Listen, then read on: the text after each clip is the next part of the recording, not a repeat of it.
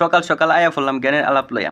একটা গান শুনতেছিলাম যেখানে বলতেছে এরকম, আমি তোমার দ্বিধায় বাঁচি, তোমার দ্বিধায় পুড়ে যাই, এমন দ্বিধার পৃথিবীতে তোমায় চেয়েছি পুরোটাই।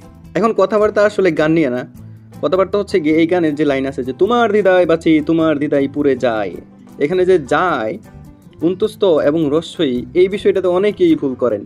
ওই গানটাতেই সুন্দর একটা কমেন্ট আছে যে আমি তোমার দিতে পারছি, তোমার দিয়ে পুড়ে যাই। উনি কমেন্ট করছে যে যা অন্তস্থ অ, তো অন্তস্থ অ হবে না, কেন হবে না?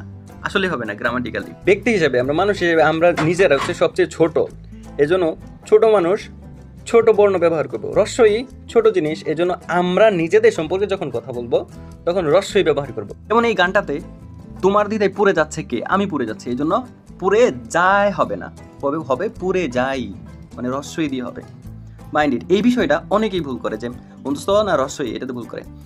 তো ক্লিয়ার কাট কথা, যখন আপনার রিলেটেড কোনো কথা হবে তখন রস্যই দিবেন, যখন অন্য কারোর রিলেটেড কথা দিবেন তখন অন্তস্থ দিবেন।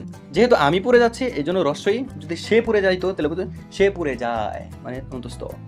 মাইন্ড ইট, আশা করি এই ভুলটা আর কেউ করবেন না, শিখে নেন ভাই।